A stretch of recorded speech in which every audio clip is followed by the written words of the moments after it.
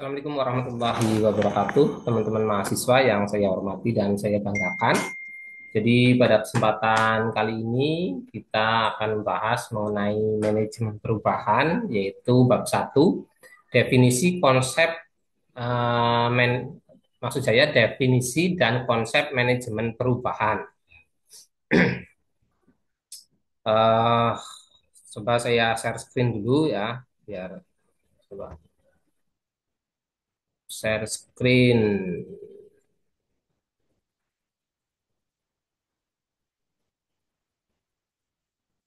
Nih,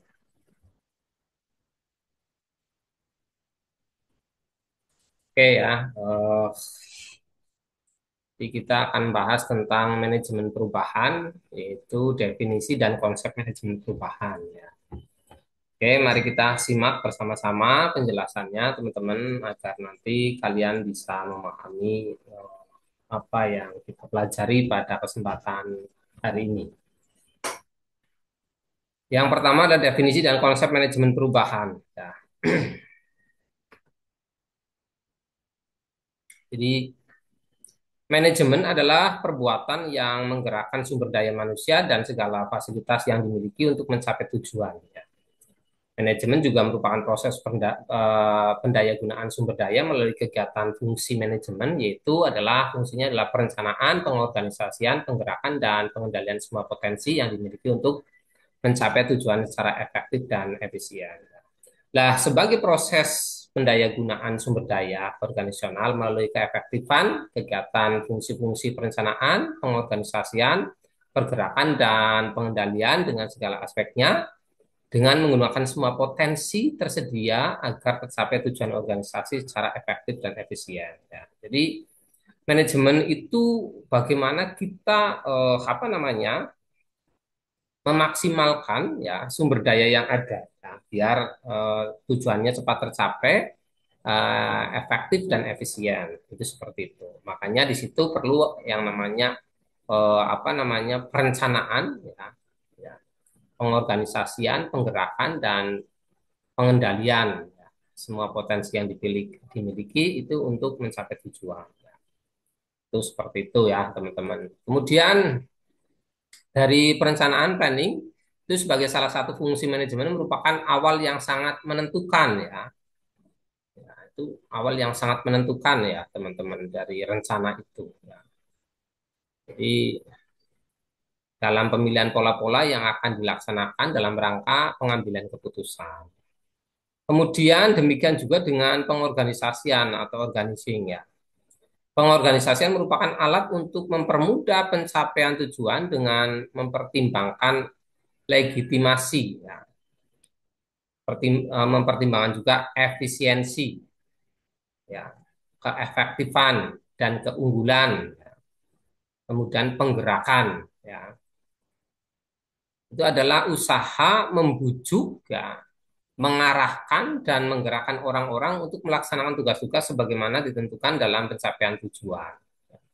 Jadi kemampuan pemimpin dalam menggerakkan bawahannya untuk melakukan sesuatu dalam mencapai tujuan akan terlihat dari sejauh mana lembaga itu mampu meningkat ya hubungan kerja, mengikat hubungan kerja, membina kerjasama, memberi motivasi kerja maupun menggerakkan sumber daya lembaga. Jadi selain ada perencanaan ya, kemudian pengorganisasian ya, kemudian juga kontrol dan lain sebagainya. Peran penting pemimpin juga sangat penting ya, di mana pemimpin itu harus bisa bekerja sama dengan baik, membina hubungan dengan baik, memotivasi pekerjaannya dengan baik sehingga sumber daya bisa berjalan secara maksimal sesuai yang diharapkan. Kemudian semua pelaksanaan fungsi manajemen perlu diawasi secara seksama. Nah, sebab dalam pengawasan itu pada dasarnya telah include dengan tindakan memotivasi dan menuntun usaha pencapaian tujuan yang telah ditetapkan. Jadi walaupun pengawasan tidak sama dengan inspeksi, tetapi pengawasan ini justru menjadi lebih penting karena ini prosesnya makro dalam proses pelaksanaannya, gitu ya. Kemudian, namun diperlukan juga disiplin ya. Selain itu, disiplin itu adalah yang dijadikan sebagai acuan untuk mengontrol kerja bawahan pada lembaga sekaligus mengawasi aktivitas para karyawan, apakah sesuai atau tidak dengan rencana kerja yang telah ditetapkan.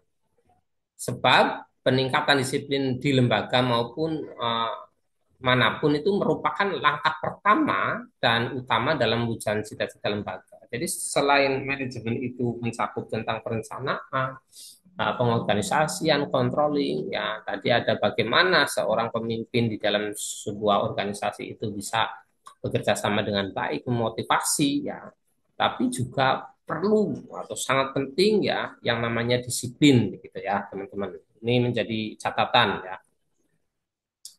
Kemudian selanjutnya pengertian strategi. Istilah strategi pada dasarnya merupakan istilah yang sering digunakan pada saat membicarakan upaya-upaya dalam mencapai tujuan. Dalam KBBI ya, itu adalah strategi adalah siasat perang atau ilmu siasat perang. Nah, strategi dapat juga dikatakan sebagai rencana yang cermat mengenai kegiatan untuk mencapai sasaran-sasaran khusus gitu ya. Namun ada yang berpendapat bahwa strategi adalah seni. Ini Potter 1998 dalam Segala ya 2004-2027 ya 227 halaman 27 mengatakan strategi sebagai suatu seni dan ilmu dari perbuatan atau formulating, penerapan, implementing, nah, dan evaluasi, evaluating keputusan-keputusan strategis antara fungsi yang memungkinkan sebuah organisasi mencapai tujuan di masa mendatang. Ya, strategi. Ya. Jadi strategi itu seni dan ilmu dari sebuah perbuatan, dari penerapan, dari evaluasi, ya, itu untuk membuat keputusan-keputusan strategi, cara, ya, antar fungsi yang memungkinkan sebuah organisasi mencapai tujuan-tujuan di masa mendatang menjadi lebih efektif, efisien, dan lebih baik, gitu ya. Ini ada menurut Stuart Wells ya 98 ya halaman 53. Strategi adalah ilmu perencanaan dan penugasan itu operasi militer dalam skala besar khususnya kekuatan manuver untuk mendapatkan posisi yang menguntungkan dalam berhadapan dengan musuh. Kemudian Dananang Fatah dan Muhammad Ali dari 8 mendefinisikan strategi sebagai pemikiran secara konseptual, realistis, dan komprehensif tentang langkah-langkah yang diperlukan untuk mencapai tujuan dan sasaran yang telah ditetapkan. Kemudian ada Chandler, ya, Chandler dalam C. Salusu 2004 menyebutkan strategi sebagai suatu penetapan dari tujuan dan sasaran jangka panjang untuk organisasi serta penggunaan serangkaian tindakan dan alokasi sumber daya yang diperlukan untuk mencapai tujuan tersebut. Kemudian Kenichi Mai ya 82 mendefinisikan strategi sebagai upaya organisasi untuk membedakan dirinya secara positif dari para pesaingnya dengan menggunakan kekuatan organisasi untuk dapat memenuhi pelanggan dengan lebih baik. Nah, itu pemahaman maknanya. Ya. Ada menurut Larn ya itu menganggap strategi sebagai pola tujuan, maksud, sasaran, dan kebijakan untuk kebijaksanaan umum. Ya. Saya ulangi ya, menganggap strategi sebagai pola tujuan, maksud, sasaran, dan kebijaksanaan umum serta rencana-rencana untuk mencapai tujuan-tujuan tersebut. Sedangkan J. Salusu mendefinisikan strategi sebagai suatu seni menggunakan kecakapan dan sumber daya suatu organisasi untuk mencapai sasarannya melalui hubungannya yang efektif dengan lingkungan dalam kondisi yang paling menguntungkan. Itu seperti itu. Kemudian jenis-jenis strategi, ya menurut David, ya, strategi dapat dibedakan atas 5 jenis. Yaitu yang pertama ada strategi integrasi. Jadi integrasi ke depan, integrasi belakang, integrasi horizontal, kadang semuanya disebut sebagai integrasi vertikal. Strategi integrasi vertikal memungkinkan perusahaan dapat mengendalikan para distributor, pemasok dan atau pesaing. Kemudian ada yang namanya strategi intensif. Ya. Penetrasi pasar dan pengembangan produk kadang disebut sebagai strategi intensif karena semuanya memerlukan usaha-usaha intensif jika posisi persaingan perusahaan dengan produk yang ada hendak ditingkatkan. Kemudian ada strategi diversifikasi. Ya, terdapat tiga jenis strategi diversifikasi, yaitu diversifikasi konsentrik, horizontal, dan konglomerat.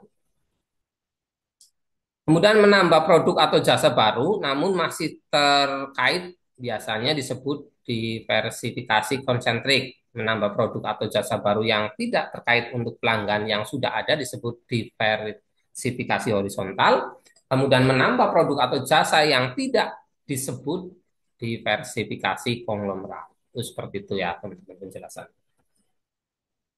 Kemudian ada strategi defensif. Nah, di samping strategi integratif, intensif, dan diversifikasi, organisasi juga dapat menjalankan strategi rasionalisasi biaya, ya, ya, divestasi atau likuidasi. Rasionalisasi biaya terjadi ketika suatu organisasi melakukan restrukturisasi melalui penghematan biaya dan aset untuk meningkatkan kembali penjualan dan laba yang sedang menurun.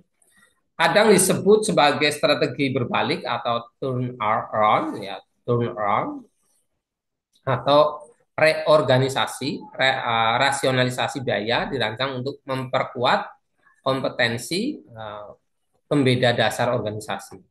Jadi selama proses rasionalisasi biaya, perencanaan strategi bekerja dengan sumber daya terbatas dan menghadapi tekanan dari para pemegang saham, karyawan, dan media. Tuh ya, teman-teman ya. Kemudian ada strategi umum Michael Porter. Ya, menurut Porter ada tiga landasan strategi yang dapat membantu organisasi memperoleh keunggulan kompetitif, yaitu keunggulan biaya, diferensiasi, dan fokus ya. Kemudian Porter menambahkan ketiganya strategi umum ya. Kemudian keunggulan biaya menekankan pada pembuatan produk standar dengan biaya per unit sangat rendah atau konsumen yang peka terhadap perubahan harga. Kemudian diferensiasi adalah strategi dengan tujuan produk dan menyediakan jasa yang dianggap unik di seluruh industri dan ditujukan kepada konsumen yang relatif tidak terlalu peduli terhadap perubahan harga. Ya. Jadi fokus berarti membuat produk dan menyediakan jasa yang memenuhi keperluan sejumlah kelompok kecil konsumen. Ya, itu pembahasannya begitu ya teman-teman. Kemudian kita membahas tentang manajemen perubahan ya. Jadi tadi sudah disampaikan mengenai pengertian manajemennya, ya. Tapi ini ada historisnya. Itu pengertian manajemen, yaitu kata manajemen itu berasal dari bahasa Inggris dan diterjemahkan ke dalam bahasa Indonesia menjadi manajemen.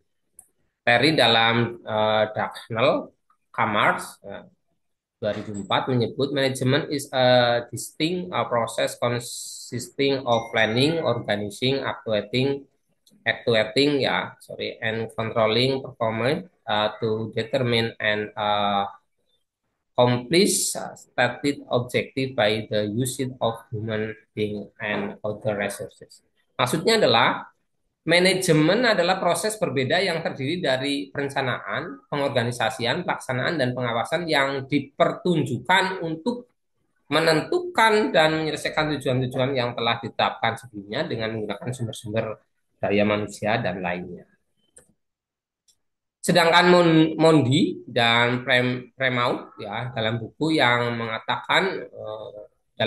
sama itu mengatakan management is the process of getting down through the effort of other people. Maksudnya manajemen adalah proses sesuatu dikerjakan melalui upaya-upaya orang lain. Jadi kita menggerakkan sumber daya yang ada. Baik itu peralatan atau karyawan kita ataupun sumber daya lain yang kita miliki. Kemudian Mary Parker Porat dalam Mahmud M. Hanafi 97 mendefinisikan manajemen sebagai suatu seni untuk mencapai sesuatu yang melalui orang lain. Ya, the art of getting things done through the order. Ini berarti manajemen tidak bekerja sendiri, tetapi bekerja sama dengan orang lain untuk mencapai tujuan tertentu. Kemudian Hershey dan Blanchard 82 mendefinisikan manajemen sebagai proses kerjasama melalui orang-orang atau kelompok untuk mencapai tujuan organisasi diterapkan pada semua bentuk dan jenis organisasi. Kemudian ada Hani Handoko mengatakan manajemen adalah proses perencanaan, pengorganisasian, pengarahan, dan pengawasan usaha-usaha para anggota organisasi dan pengguna sumber daya organisasi lainnya ya mencapai tujuan organisasi yang telah disepakat atau ditetapkan. Gitu ya. Malayu SPH Sibuan mengatakan manajemen adalah ilmu dan seni mengatur proses pemanfaatan sumber daya manusia dan sumber-sumber lainnya secara efektif dan efisien untuk mencapai suatu tujuan tertentu. Kemudian juga ada pemahaman manajemen menurut Prajudi Atmosudirjo 2004 mengatakan manajemen adalah pengendalian dan pemanfaatan daripada semua faktor dan sumber daya yang menurut perencanaan diperlukan untuk mencapai dan menyelesaikan suatu prapta atau tujuan yang tertentu. Kemudian Sagala itu mendefinisikan manajemen sebagai perbuatan yang menggerakkan orang-orang dan menggerakkan segala fasilitas agar tujuan usaha kerjasama tercapai dengan baik. Kemudian selanjutnya dalam buku yang lain, Sagala mendefinisikan manajemen sebagai proses pendayagunaan sumber daya organisasional melalui keefektifan kegiatan fungsi perencanaan, pengorganisasian, penggerakan, dan pengendalian dengan segala aspeknya dan menggunakan semua potensi yang tersedia agar tercapai tujuan organisasi secara efektif dan efisien. Ya, itu ya teman-teman. Jadi banyak pemahaman-pemahaman ya, banyak pemahaman-pemahaman ya, yang memang disampaikan oleh para ahli ya, tapi pada intinya ya mereka menyatakan hal yang sama begitu ya. Jadi manajemen itu adalah bagaimana kita apa namanya mengolah suatu organisasi ya yang di dalamnya harus ada perencanaan ya, dan lain sebagainya ya, itu seperti itu. Selanjutnya pengertian perubahan. Nah, ini kita membahas manajemen perubahan, jadi kita harus eh, memahami perubahan. Jadi perubahan merupakan sesuatu yang sering terjadi dengan sendirinya tanpa disadari. Perubahan mempunyai manfaat bagi kelangsungan hidup atau lembaga atau organisasi. Tanpa adanya perubahan, maka usia organisasi tidak akan dapat bertahan lama. Jadi perubahan bertujuan agar organisasi tidak menjadi statis, melainkan tetap dinamis dalam menghadapi perkembangan zaman. Perubahan dapat dibedakan atas dua macam, yaitu perubahan tidak berencana dan perubahan berencana. Perubahan tidak berencana terdiri dari perubahan karena perkembangan atau developmental change ya. Dan perubahan secara tiba-tiba atau accidental change. Sedangkan perubahan sedangkan perubahan berencana adalah perubahan yang disengaja bahkan direkayasa oleh pihak manajemen. Kemudian perubahan yang dilakukan secara sengaja lebih banyak dilakukan atas kemauan sendiri sehingga proses perubahan itu lebih banyak diusahakan oleh sistem itu sendiri. Jadi mengapa perubahan ini harus dipelajari? Ini sangat penting ya teman-teman, karena saya selalu mengatakan ini menurut saya, tapi ini bisa dianalisis dalam dunia bisnis atau dunia apapun, yang abadi di dunia ini adalah perubahan dari yang tadinya manual menggunakan otomatis ya yang konvensional menjadi apa namanya sekarang itu digital ya, itu perubahan. Jadi harus mempelajari tentang manajemen perubahan dengan baik agar kita bisa bertahan di masa-masa sekarang dan masa yang akan datang.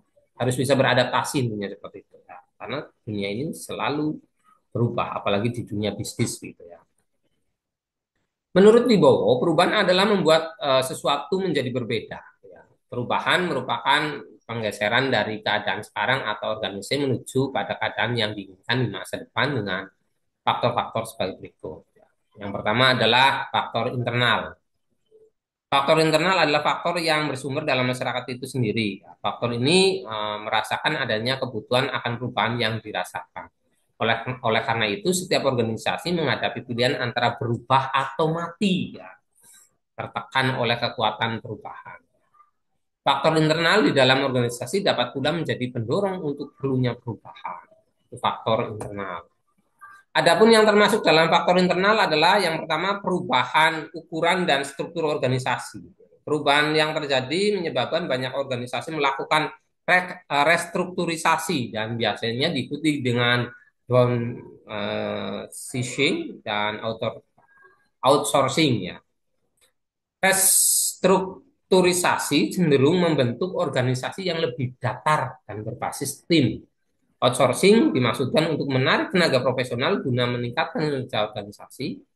Kemudian perubahan ukuran dan struktur organisasi ini dimaksudkan untuk memperoleh SDM yang sesuai dengan tupoksinya, dengan tugas atau job description yang diberikan. Sehingga organisasi itu memperoleh orang yang ahli di bidangnya dan manajemen berjalan dengan baik, ya, sehingga perusahaan akan terus maju. Kemudian perubahan dalam sistem administrasi. Perubahan sistem administrasi dimaksudkan untuk memperbaiki efisiensi, merubah citra, atau untuk mendapatkan kekuatan dalam organisasi. Ya, di perubahan sistem administrasi dimaksudkan agar organisasi menjadi lebih kompetitif, ya, lebih apa namanya, bisa bersaing, ya, kompetitif. Kemudian yang ketiga, introduksi teknologi baru. Perubahan teknologi baru berlangsung secara cepat dan mempengaruhi cara bekerja orang-orang dalam organisasi. Teknologi baru diharapkan membuat organisasi semakin kompetitif. Kemudian teknologi telah merubah pekerjaan dan organisasi. Ya, jadi pengganti pengawasan dengan menggunakan komputer menyebabkan rentang kendali manajer semakin luas dan organisasi semakin yang lebih datar, ya. Jadi dengan teknologi, ya, itu memang lebih menguntungkan sebetulnya. Terus seperti itu. Kemudian perubahan itu ada juga karena faktor eksternal. Faktor eksternal adalah faktor yang berasal dari luar lembaga organisasi atau organisasi, yaitu keseluruhan faktor yang berasal dari luar organisasi yang dapat mempengaruhi organisasi dan kegiatan organisasi seperti ekonomi, politik, hukum, teknologi, kebudayaan, sumber alam, demografi, sosiologi, dan sebagainya. Nah, faktor eksternal lainnya antara lain adalah lingkungan alam fisik yang ada di sekitar manusia, ya, seperti terjadinya gempa, bumi, taupan banjir besar, dan lain-lain. Itu yang menyebabkan bahwa masyarakat itu akan mengalami sebuah perubahan. Kemudian peperangan, ya, peperangan dengan negara lain juga dapat menyebabkan terjadinya perubahan. Kemudian ada pengaruh kebudayaan masyarakat lain, ya, karena kita era digital, ya, adanya budaya mudah dilihat oleh kita budaya orang lain dan itu bisa mempengaruhi perubahan. Jadi adanya pengaruh budaya masyarakat lain dapat menyebabkan terjadinya perubahan sosial dan budaya. Itu seperti itu, ya. Kemudian pengertian manajemen perubahan oleh beberapa ahli. Ya, tadi kita bahas tentang manajemen, tentang perubahan, pengertian manajemen, pengertian perubahan. Nah, sekarang kita membahas lebih dalam tentang pengertian manajemen perubahan oleh beberapa ahli. Menurut Wibowo, manajemen perubahan adalah suatu proses secara sistematis dalam menerapkan pengetahuan, sarana, dan sumber daya yang diperlukan untuk mempengaruhi perubahan pada orang yang akan terkena dampak dari proses tersebut. Sedangkan Gunardi menyatakan manajemen perubahan adalah upaya yang ditempuh manajer untuk memanajemen perubahan secara efektif, di mana diperlukan pemahaman tentang persoalan motivasi, kepemimpinan, kelompok, konflik, dan komunikasi. Nah, bisa juga diartikan manajemen perubahan adalah upaya-upaya yang dilakukan untuk mengelola akibat-akibat yang ditimbulkan karena adanya perubahan dalam organisasi. Ya, organisasi dapat terjadi karena sebab-sebab yang berasal dari dalam maupun dari luar organisasi tersebut. Kemudian manajemen perubahan merupakan proses, alat, dan teknik untuk mengelola organisasi proses perubahan untuk mencapai hasil yang diperlukan dan mewujudkan perubahan secara efektif di dalam individu, tim, dan sistem yang luas. Kemudian ada beberapa teori-teori manajemen ya teman-teman. Ya, ini ada teori motivasi, ya, Behar dan Harris menyimpulkan bahwa perubahan akan berubah bila ada sejumlah syarat. Yang pertama, manfaat biaya, maksudnya bahwa manfaat yang diperoleh harus lebih besar daripada biaya perubahan. Kemudian persepsi hari esok, maksudnya manusia dalam organisasi melihat hari esok dipersepsikan lebih baik. Artinya pasti ada perubahan, mau berubah. Gitu. Kemudian perubahan itu bisa juga karena adanya ketidakpuasan, bahwa adanya ketidakpuasan yang menonjol terhadap keadaan sekarang yang diatasi pimpinan itu bisa menyebabkan adanya perubahan. Kemudian perubahan itu juga bisa disebabkan karena adanya cara yang praktis, ya, bahwa ada praktis yang dapat ditempuh untuk keluar dari suatu sekarang.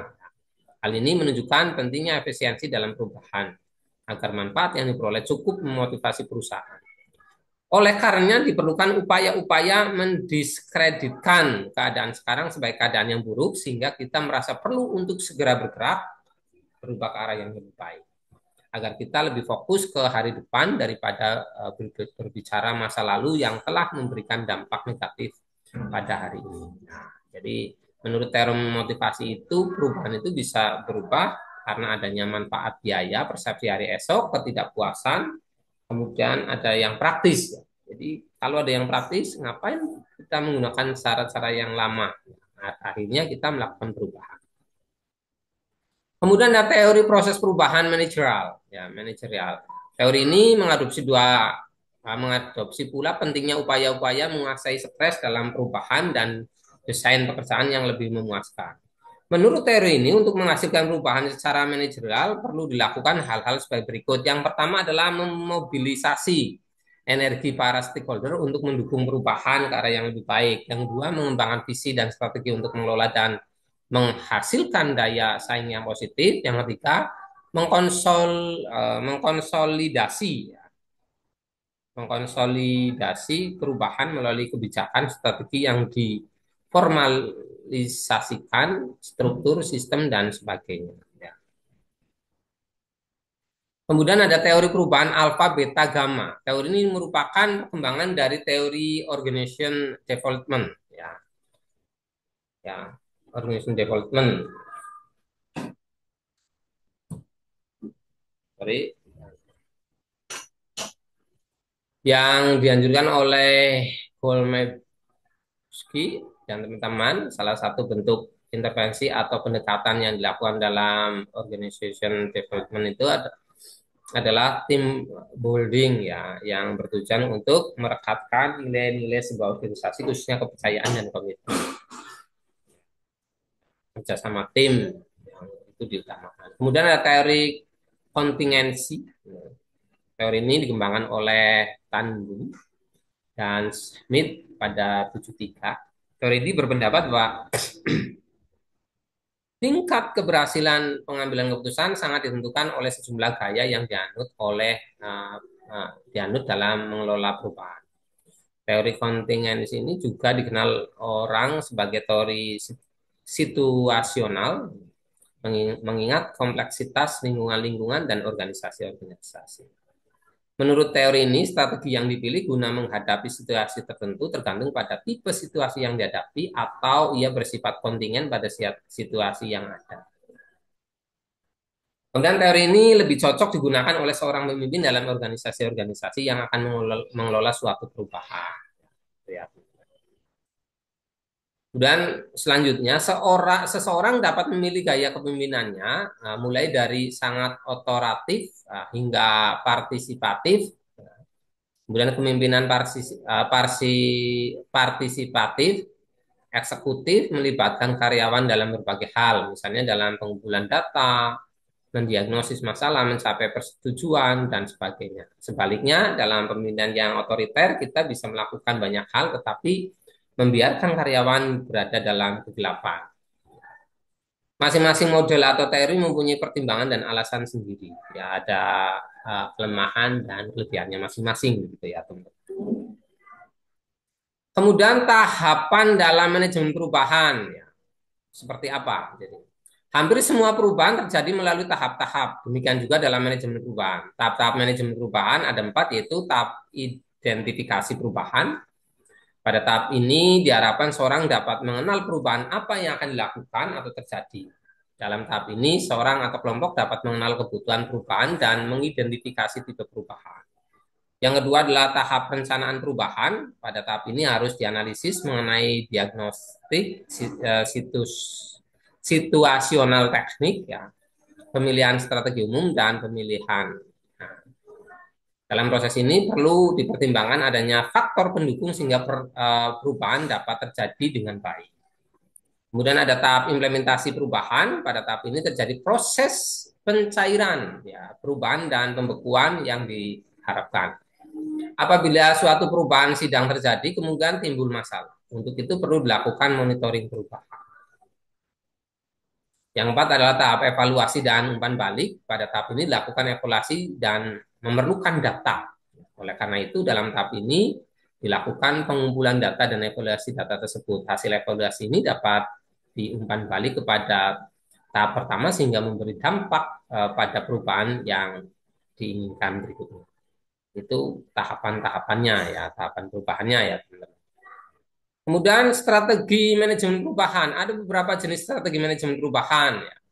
Jenis-jenis strategi manajemen perubahan antara lain ada political strategi, economic strategi, academic strategi, dan engineering strategi. Ya. Political strategi, pemahaman mengenai struktur kekuasaan yang terdapat dalam sistem sosial. Economic strategi, pemahaman dalam memegang posisi pengaturan sumber ekonomi, yaitu memegang posisi kunci dalam proses perubahan berencana.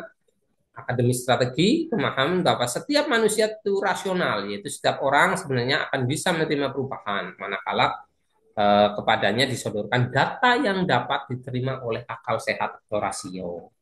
Kemudian ada engineering strategi, pemahaman bahwa setiap perubahan menyangkut setiap manusia.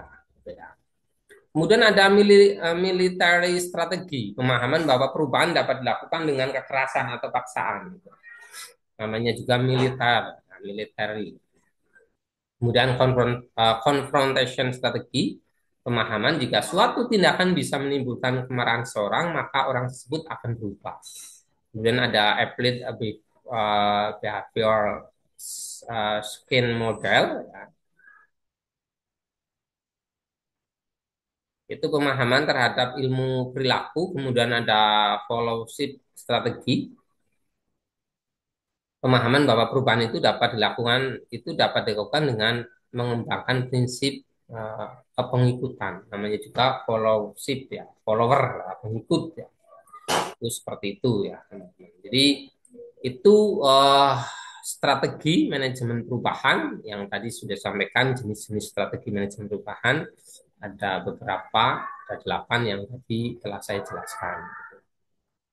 Jadi mengapa perubahan itu diperlukan, teman-teman? Ya, mengapa dalam manajemen perubahan itu perlu kita pelajari? Ya tadi saya sampaikan, manajemen itu ya harus dipelajari karena apa? Segala sesuatu itu harus perlu perencanaan, perlu pengorganisasian, perlu pengontrolan yang dinamakan manajemen tadi supaya semua berjalan efisien, efektif, dan tujuan bisa tercapai. Mengapa perubahan harus dipelajari? Ya karena hidup ini yang abadi adalah perubahan. Dari bisnis, dari hidup, dari lahir sampai mati itu semuanya perubahan. Jadi dari pendidikan, dari teknologi perubahan. Makanya perlu kita pelajari yang namanya manajemen perubahan ya, agar kita bisa bertahan di era sekarang dan yang akan datang. Begitu ya teman-teman, itu sekilas tentang definisi dan konsep manajemen perubahan. Ya, nanti kita akan lanjutkan mata kuliah manajemen perubahan ini, pembahasan ini yang mendalam di pertemuan-pertemuan yang akan datang. Begitu ya, teman-teman. Saya rasa bisa dipahami ya. Oke, oke ya teman-teman, saya rasa itu dulu. Nanti kita berlanjut ke sesi diskusi, bisa nanti lewat apa grup kelas yang kita miliki. Terima kasih. Assalamualaikum warahmatullahi wabarakatuh.